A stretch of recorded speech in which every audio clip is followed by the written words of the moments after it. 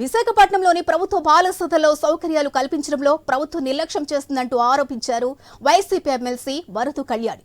ఇక సదన్లో రక్షణ లేకపోవడంతోనే బాలికలు రోడ్డుపైకి వచ్చారు అంటున్న ఎమ్మెల్సీ కళ్యాణితో మా ప్రతినిధి రాజు ఫేస్ టు ఫేస్.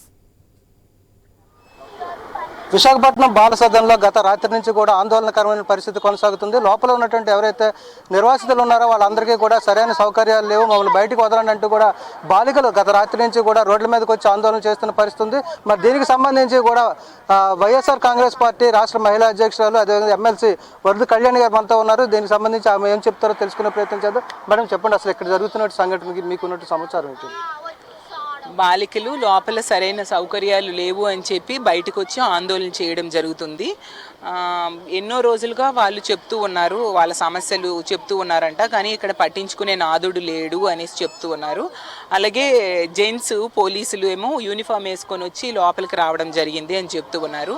అసలు బాలికల సదనంలో అలాంటి జెంట్స్ అనేది అలో ఉండదు. అలాగే ఆహారం చాలా దారుణంగా ఉంది, పురుగులు ఉంటున్నాయి, మేము తినలేకపోతున్నామని చెప్తున్నారు. అసలు వీళ్ళు 3-4 రోజులుగా భోజనం కూడా చేయకుండా ఆందోళన వ్యక్తం చేస్తూ ఉన్నారు. అంటే ఎంత కఠినమైన పరిస్థితులు ఉన్నాయో అర్థం చేసుకోవచ్చు. ఈ జిల్లాకు చెందిన హోమ్ మినిస్టర్ గారు ప్రతిసారి స్టేట్మెంట్స్ ఇస్తూ ఉంటారు, ఏదో మహిళల పక్షాన మేము ఉన్నాము అని చెప్పి. మరి ఎంతమంది ఆడపిల్లలు బాలికలు వాళ్ళు మైనర్స్ వాళ్ళందరూని ఎంతగా ఆవేదన చెందుతూ ఉంటే వాళ్ళు చెయ్యి మీద కూడా కట్ చేసుకొని తమ బాధ వ్యక్తం చేస్తూ ఉన్నారంటే ఆవిడ తక్షణమే స్పందించాలి, ఇక్కడికి వచ్చి అసలు ఏంటి అని వాళ్ళతో మాట్లాడి ఆ సమస్య ఏంటి తెలుసుకోవాలి, దానికి ఒక పరిష్కార మార్గం చూపించాలి.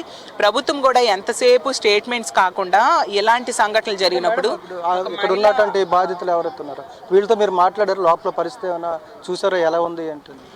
అదే అండి, లోపల పరిస్థితులు అంటే వాళ్ళు ఇంకా మేము జస్ట్ ఆ సూపరింటెండెంట్ గారితోనే మాట్లాడడం జరిగింది. వీళ్ళకి పంపడానికి ట్రై చేస్తాము అని చెప్తూ ఉన్నారు. ట్రై చేయడం ఎన్ని నెలలుగా చేస్తారండి? వెంటనే పరిష్కారం చూపించాలి కదా. వీళ్ళు చేతుల మీద కోసుకోవడమో లేదా గోడలు దూకడమో ఆ పరిస్థితి వచ్చేంత వరకు ఎందుకు నిర్లక్ష్యం చేశారు అంటే అడుగడుగునే నిర్లక్ష్యం క్లియర్గా కనిపిస్తుంది. ఒక మహిళా ఐపీఎస్ అధికారిని తో ఒక కమిషన్ వేయాలి, కమిషన్ వేసి ఈ ఇష్యూ మీద ఎంక్వైరీ చేయించాలి, తక్షణమే పరిష్కారం చూపించాల్సిందిగా మేము డిమాండ్ చేస్తూ ఉన్నాము. అంటే ఇక్కడ లోపల 64 మంది ఉన్నట్టున్నారు, ఇప్పుడైతే 5 అయితే ఆందోళన చేస్తున్నారు. వాళ్ళతో మీరు మాట్లాడి వాళ్ళ సమస్యను తెలుసుకున్నారు, అసలు ఎందుకు వాళ్ళు బయటకు వెళ్ళిపోవాలనుకుంటున్నారు, ఎందుకు ఎక్కడ ఉన్నారు అనేది? డిఫరెంట్ రీజన్స్ అండి. 5 వేర్వేరు జిల్లాల నుంచి వచ్చిన వాళ్ళు, డిఫరెంట్ సమస్యలు వాళ్ళకు ఉన్నాయి. ఒక ఆమెమో పేరెంట్స్ దగ్గరికి తల్లి దగ్గరికి వెళ్ళిపోతాను అంటున్నారు, ఇంకోరేమో ఇంకో స్కూల్లో చదువుకుంటానంటుంది, ఇంకో ఆమె ఇక్కడ ఎక్కువ రోజులు అయిపోయింది నేను ఇంకా ఉండను, ఇక్కడ పరిస్థితులు అంటే లోపల సౌకర్యాలు ఏమీ బాగా లేవు అనేసి చెప్తూ ఉన్నారు. సో 5 వేర్వేరు సమస్యలు. అన్నిటికీ కామన్గా నాకు కనిపించింది ఏంటంటే ఆహారం సరిగ్గా లేదు, వాళ్ళు చక్కగా జీవించడానికి సరిపోయిన సౌకర్యాలు లోపల లేవు అనేసి.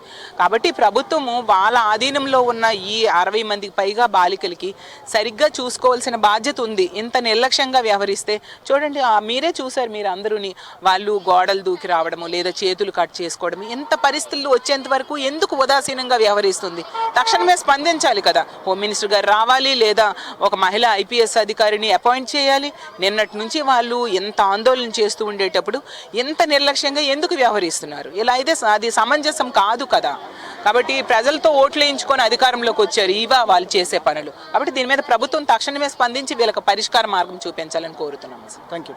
ఇది మొత్తంగా చూసుకుంటే ఏదైతే బాల సదనంలో ఉన్నటువంటి పరిస్థితులు ఉన్నాయో వాటిని చక్కదిద్దేందుకైతే ఒక మహిళా ఐపీఎస్ అధికారితో విచారణ కమిటీ వేయాలి, సౌకర్యాలు కల్పించాలి. ఏదైతే ఇప్పుడు బాలికలు రోడ్ల మీదకి వచ్చి గోడలు దూకి వచ్చి ఆందోళన చేస్తున్న ఈ బాలికలు ఎవరైతే బాధితులు ఉన్నారో వాళ్ళకి వాళ్ళ సమస్యను పరిష్కరించాలి. ప్రభుత్వం ఇప్పటికే స్పందించాలి, స్పందించడంలో కూడా సరైన రీతిలో స్పందించలేదని చెప్పి వరదు కళ్యాణి గారు ఆరోపణలు చేస్తున్నారు. ఇప్పటికైనా ప్రభుత్వం తరపున పూర్తిగా విచారణ జరిపించి న్యాయం చేయాలని చెప్పి డిమాండ్ చేస్తున్న పరిస్థితి. వీడియో జర్నలిస్ట్ స్వామితో రాజు, ఐ న్యూస్, విశాఖపట్నం.